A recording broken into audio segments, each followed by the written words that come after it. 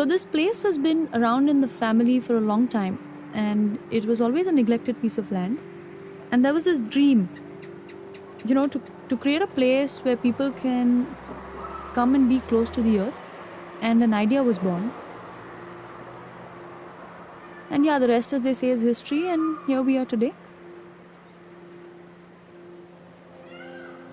So the farm, as we call it, is within city limits, and the taglines of the farm are love, awareness, and learning, right? So to reconnect with the self, reconnect with the earth. The idea is to be aware of not just what is happening around us, so being knowledgeable in one part, but also being aware of just the self, of what is happening at a very soul level, elemental level, and mind level. And learning, because each one of us is always learning what we can learn from each other as a collective consciousness, what we can learn from the earth, what we can learn from the animals.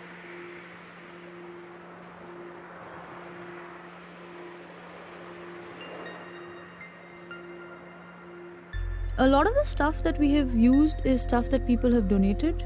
So things like tables, furniture, and stuff that people were getting rid of. We've used a lot of that. We've used a lot of old tires, doors, glass, things that were lying around at construction sites, places, have become very useful materials for us.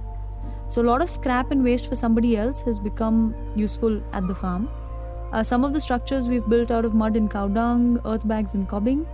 We use flex to essentially do the waterproofing during the monsoons.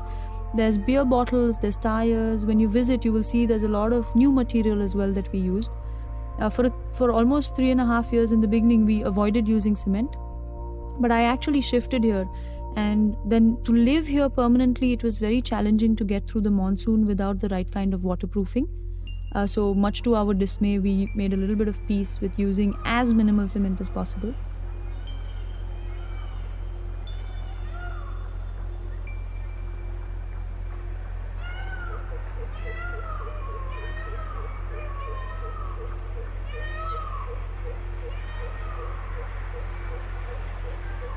Despite being within city limits, we have peacocks, we have spotted deer, we have wild boar, we have barking deer. We have langurs, and I love the langurs. They make this beautiful whooping sound. They go whoop, whoop, whoop, whoop. And you forget that you're in a city.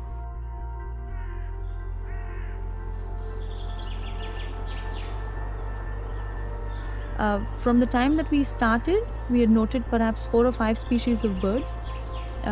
But now we have almost 62 species of birds that we have recorded through different times of the year. We had no butterflies that we noticed, but now you can easily see about 5 to 7 different species. And yeah, it has obviously been because of all the plantation work that we have done, the rainwater harvesting, a lot of host plants, a lot of biodiversity. To increase biodiversity, we've had a lot of plantation. And we always put out water through the summer for all the birds and the animals. When we talk about sustainability and consciousness, it is an open world. So there are no boundaries, there are no locked doors ever. The tent that I live in, it doesn't even have a door, it actually has a curtain. The kitchen is an open community kitchen. So when I leave town for a while, I don't have to worry about whether things are locked, because there isn't a lock.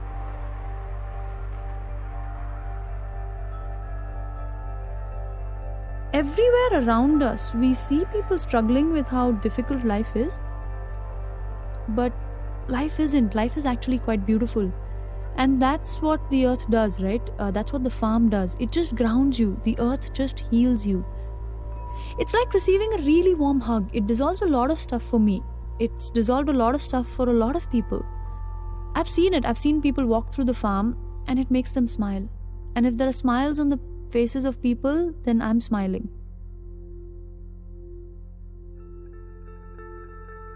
The place must become self-sustainable. It has to stand on its own feet. It's been challenging, but what does not break us only makes us stronger. So it will happen. It will reach where it is meant to reach.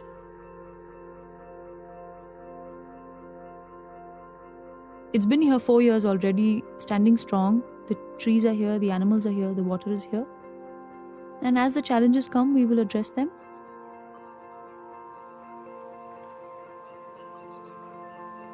what the farm does, what it did for all of us, for the people who visit, for the people who've been part of the project, what it did for me, it set us free.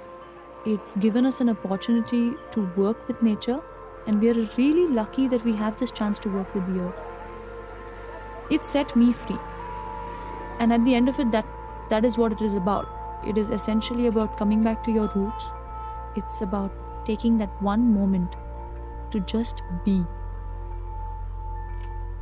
That's what the farm is about. It's about coming back home.